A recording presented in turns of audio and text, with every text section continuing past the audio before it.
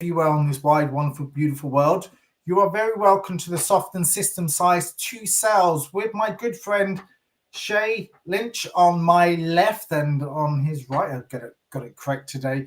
And we're talking today about cultivating sales leaders for the future and helping people learn and grow with that. So, be another exciting edition.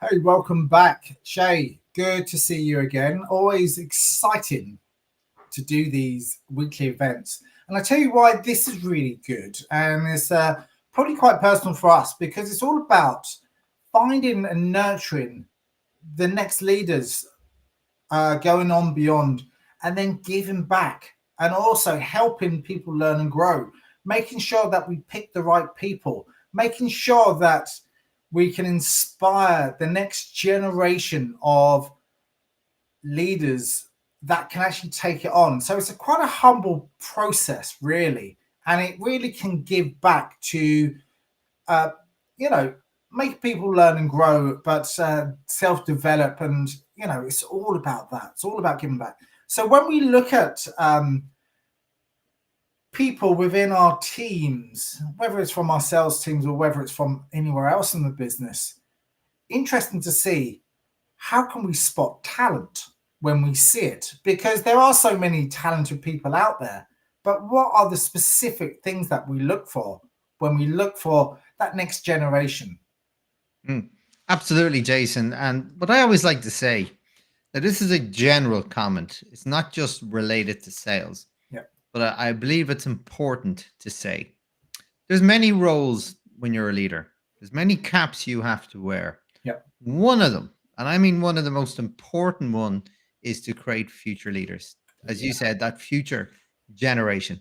And the reason why I call this out, Jason, is because I've often seen many examples in large industries, public figures that are great on the external side, yeah, building strategy, visions, businesses, acquisitions, you name it, everything. But they forget about the people underneath, yep, right? And I believe that's always a mistake because you have to focus. As you said, they're the future generation of the business. yeah, And absolutely. if you don't nurture and grow and develop them, you've lost your succession planning because they'll leave and go elsewhere. Yeah, Number one. But you need to invigorate them to do better and be better. And you do that by nurturing, growing, and leading by example. So now bring it into the framework of sales, where I believe, again, it's even more so important, Jason, because sales are the lifeblood of any yep, business, they are. right? That's without a shadow of a doubt. So you want to make sure your team are highly engaged, they're highly motivated, and they believe they're valued. And you're going to develop and nurture and grow them as you go. And in the world we live in now, Jason, right? I call it the retention revolution. You have to understand what it takes to, as you say, to first of all, spot top talent and make sure they're part of that succession planning. You're building those journeys all the way to the end so they stay and grow. Curious enough, really, because maybe I just probably a sweeping generalization here. There's so many people that job hop between industries and companies, and it's a quite a challenge for leaders for them to do that, especially like the big or corporates out there. They just see the shining objects and they go, oh, there's more money over there and there's more over there, but maybe they're not thinking about the big picture. Whereas back in the day, I'm not saying whether it's myself or whatever, but you see other generations that they're in an organization almost for life or 10 years or whatever before they think about moving somewhere else. So succession planning is just so very important. And it's so very important to nurture those leaders and develop people at an early age. But you also got to find, regardless of package and regardless of bonuses and what else might be within what the people want, but it's growth is another intrinsic motivator to actually going, well, here's a career path for you. We're going to design it for you or help you get to where you need to be going. But I'm not going to give it away for free. You have to work so bloody hard at it. I don't care whether you got degrees coming out of your ear rolls or whatever it might be. I want you to work hard from a level, wherever that level might be. But I want you to work hard to make sure that you earn it with respect rather than being given it from education, because education is good, but actually learning it from the actual business as opposed to theoretical business, there's a slightly different concept and context behind that to make sure that they learn what the pyramid of the business might actually be, so they can actually have a complete overview of the business and really understand other metrics of the business. And I know we've spoken about this before, understanding what goes on in accounts, understand what goes on in marketing, get a like a 360 view, but it has to be down to the person to want to have it, as opposed to there you go. Yeah. Guess what? I do, Jason. And guess what? This is another part of the equation where people forget. Only hire people that you believe have that attitude and have those values and principles that can grow with the business. Because it all starts from there. If you hire rubbish, guess what? You're stuck with them. It's your fault, not theirs, right? So that's why these journeys start before they join the company. You have to create very interesting roles, right? Roles that are impactful to the business, roles that, and when you're developing a role, what I always say, Jason, and I just wrote a paper on this during the week, or an article about the importance of sharing your brand values, principles when you're going to hire people. Because you want to make sure people are interested in those. And here's the other part of the equation. You have to make sure you abide and live by those principles too, right? So it's important to find the people that have the right attitude, that complement the values and principles that you have built within the business, and they're a good fit. They're proactive, great attitude to learn. And then your role as a leader, stroke, possibly mentor, you're to bring them on that journey. You can't just expect. And I worked with a team before, Jason. It's a really good example. They headhunted this guy who was making all sorts of great shapes in another industry. They brought this guy in and he wasn't doing very well. They were thinking of not renewing his contract or giving him, he had 6 months probation. They were thinking of not giving it to him. And I said, why is that? Well, he hasn't performed. Why hasn't he performed? Did you just throw him out to the wolves? Yeah. So you didn't train them your best way. Like, you're a sales director. You've been through this journey. You know this industry very well. You know what works best here in this industry. What have you done to impart that knowledge? Nothing. So tell me, why is it his fault he hasn't done well? Right. And I always say, train them before you blame them. Yep. And then we created a mechanism. How do you sell in this industry? What's the best way to sell in this business? How do you abide by the principles of this business and it be integral when you sell? And then we built the mechanism, and he did perform, but it took time. But it took that. It's a two-way street. It's a two-way relationship to build, Jason. You can't just hire them and play the ostrich syndrome, throw your head in the sand, and then hope for the best, right? I see that far too often. Yeah. And it is a recurring theme within mid-sized businesses to actually do that. They hire in and they see these shiny objects about, they've been performing there, and then they bring it into a slightly different, but they don't train them up in the way that it should be done.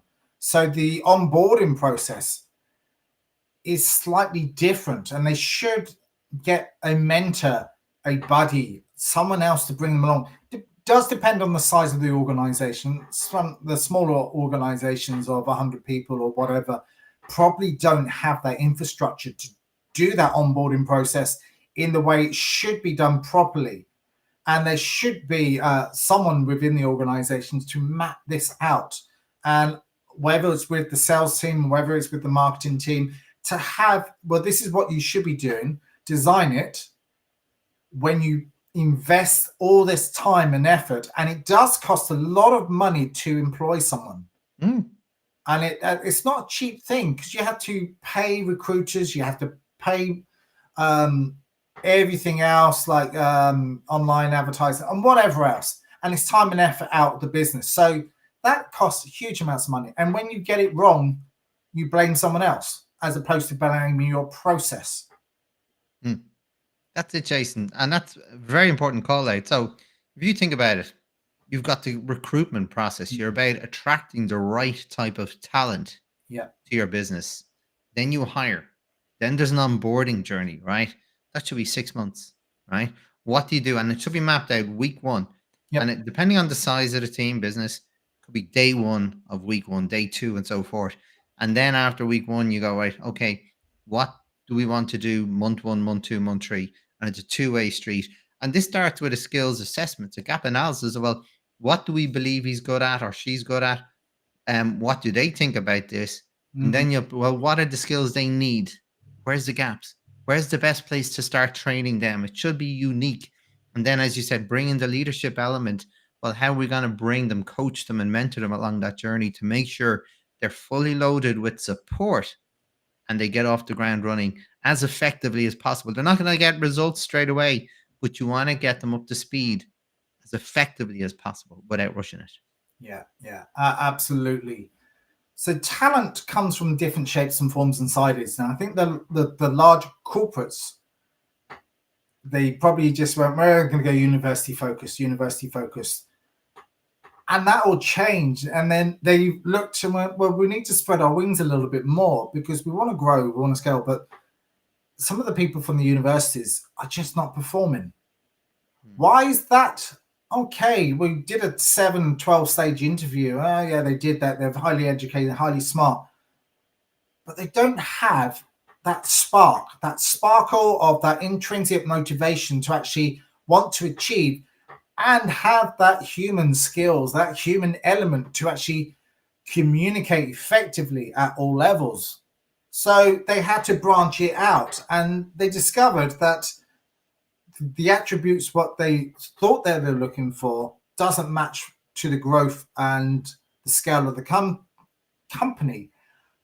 Plus, shaping those leaders for the future and finding the right people that had that right mental attitude, the mindset, that also is self-discovery, but they can communicate and they can actually motivate others because they've got that essential piece of IQ and maybe that organization skills that other people might not have. So having that as a set criteria when you do actually employ the right people makes a massive difference. But I think you have to interview them on multiple levels. And again, there could be different people speaking to them because there is a bit of confirmation bias. If I'm a sales leader interviewing you, Shay, I have that confirmation bias. We're the same. We both like to run. We get on with each other. Blah blah blah. Shay, you're hired.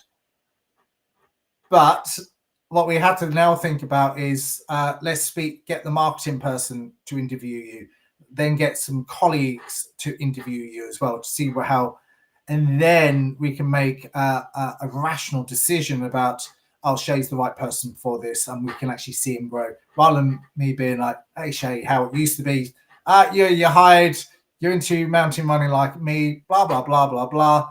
Yeah, the same principle, but not looking at the big picture. Yeah, absolutely, Jason. And then you mentioned an important part there as well.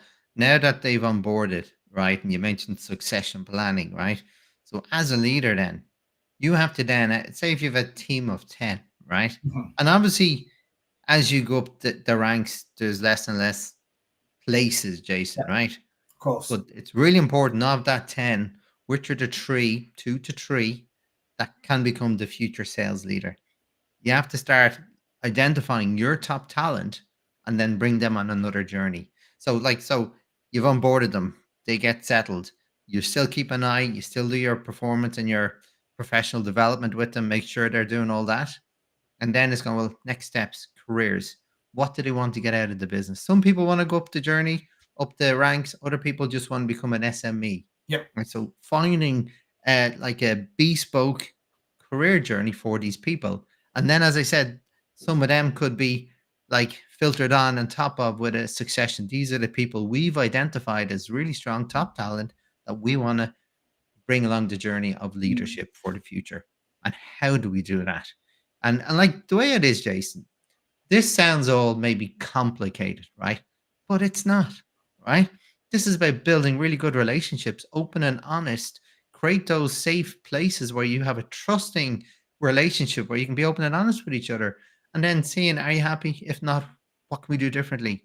And then support them on that, right? If it means leaving the company, that's fine too. You get in other people that fit the culture, the business.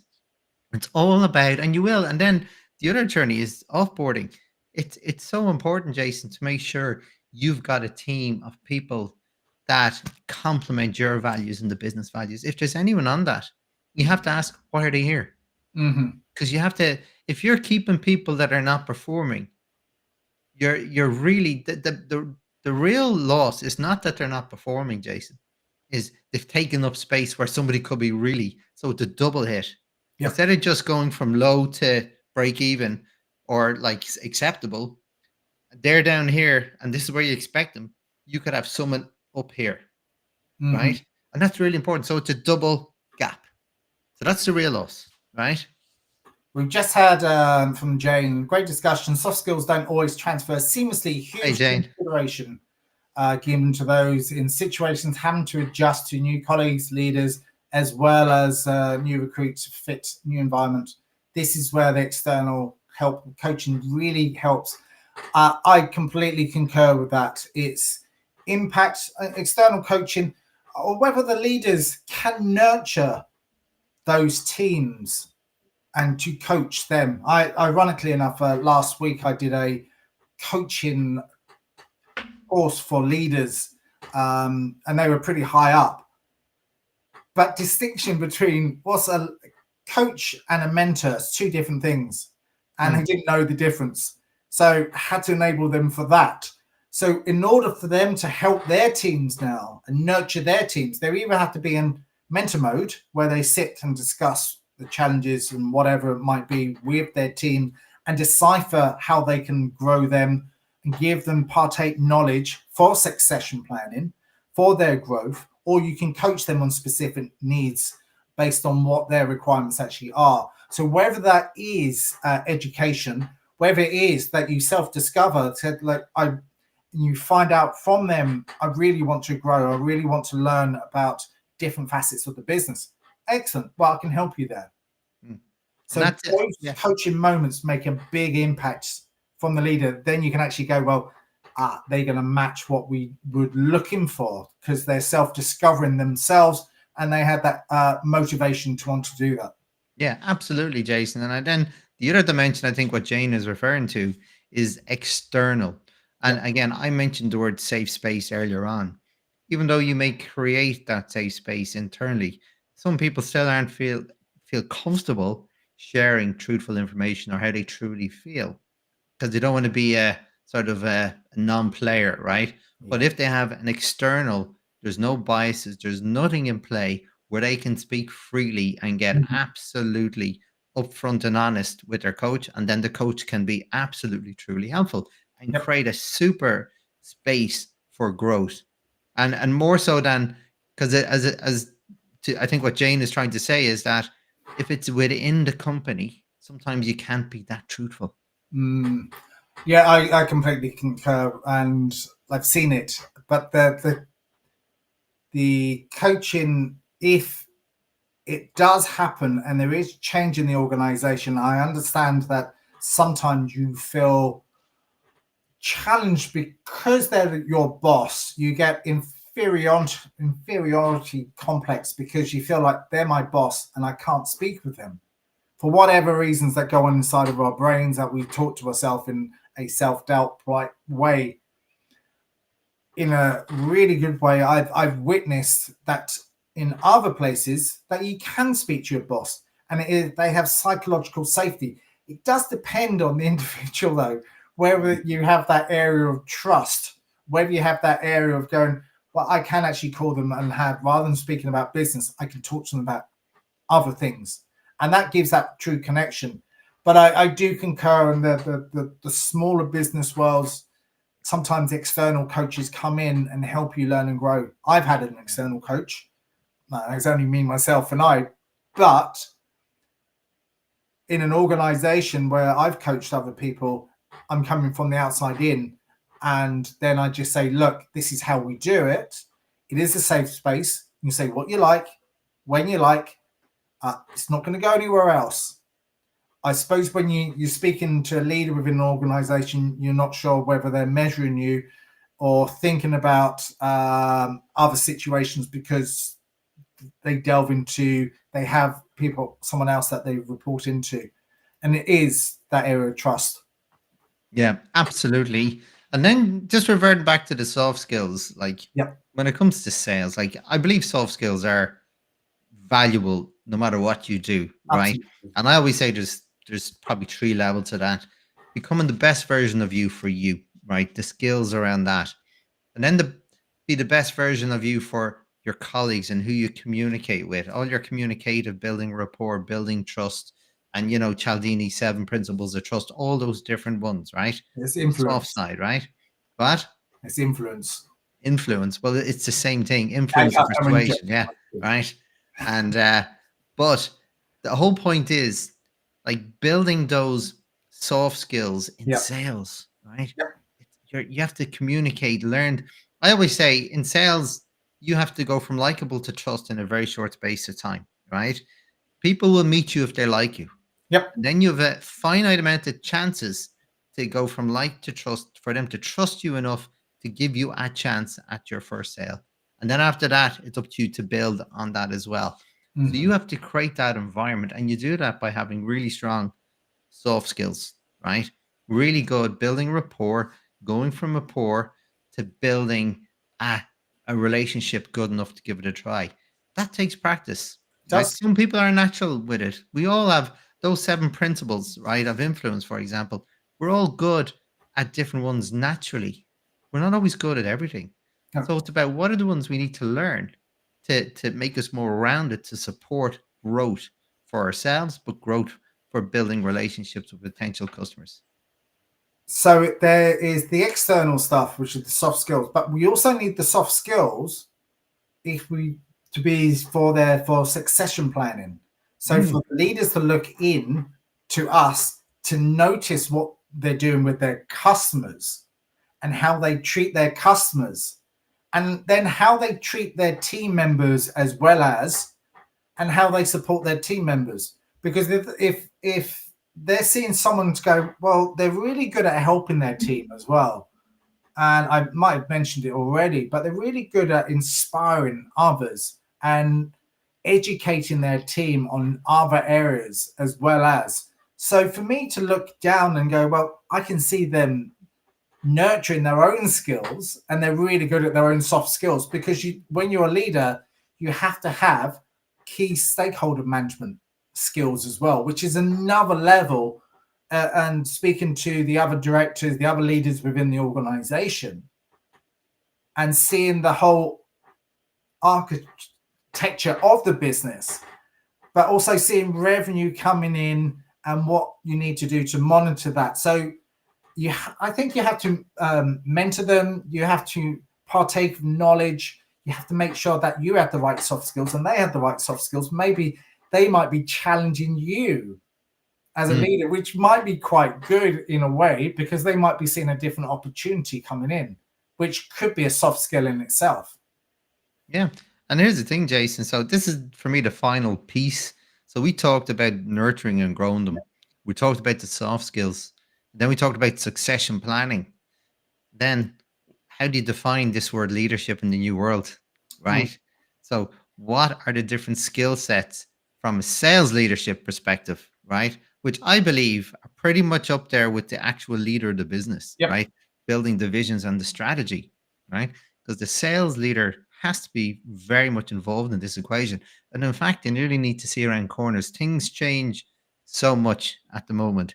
So it's important to be very proactive in what's coming next, learning, taking measurements, understanding what the marketplace and your customers are dishing at you. What's the information coming back and what can you do about it? It's all about building the right data to make these decisions. So, from how do you develop the future leader, right? For sales, you have to have all these skills on the outside. Mm-hmm. Been able to take all this market intelligence, right, and then act on it with confidence. And then what part of that action is bringing that communication or bringing and communicating that message to your teams, Mm-hmm. getting them to buy into it. You all build it together and work together. It's not about you dictating this is what we're going to do. So what does this mean to us? What do we need to do next? Build a roadmap together so everybody is involved. And a big part of a leader is to understand, well, if the business wants to succeed, the people in the business have to succeed too. It can't be, they're not exclusive, they're conjoined. And they Mm. have to, leaders have to recognize this. I need to bring them on the journey with us. Yep. And it is that, absolutely, bringing everyone on the journey, because that's how motivation works. They might get more inspired and then they get more excited to actually want to sell the products and services that you actually have, but they can maybe see different outcomes of the business. And that's where the leader, or this is how the leaders should actually be able to see, is change is possible with the right person in place that could succession and to see where growth might actually be and the potential of the business, and is gutsy enough to take risks. Like a proper salesperson is gutsy enough to take risks anyway. But once you're into a leadership position, you've got to be gutsy enough to actually influence the rest of the business, saying we need to slightly change the impact rather than just selling pencils or whatever. We need to start selling other things as well, pencil cases or whatever, to go with that, just to expand the business so we can cross sell and upsell and do whatever we need to be doing. But going in line with the latest trends, the latest statistics, the latest data research, and how we can get more educated in the marketplace. Absolutely. I think that was a mouthful of a session, Jason. It was, yeah. I think we can have to pull the transcript out on that one and dissect it and put it into different contexts behind that. So that's a fascinating discussion. I really enjoyed that. I think we can carry on with this because there's so much more to this to make an impact and partake in both of our experiences here within this area, because there's lots and lots more juicy golden nuggets around this. Brilliant. No, it was fantastic. So one last piece of advice before we leave, some golden nuggets. Yeah. Shay, what would you like to leave with? Just referring back to what I said earlier, train them before you blame them. Like it. Love it. Oh, there's so many things I could possibly say. I'm going to say just one thing before I get carried away. Find the right talent first before you invest into them. I'm going to leave it as that because there's too many other areas I can go off on a tangent. But thanks a lot, Shay. Another awesome chat on the Soston System Size to Sales. We'll see you next week.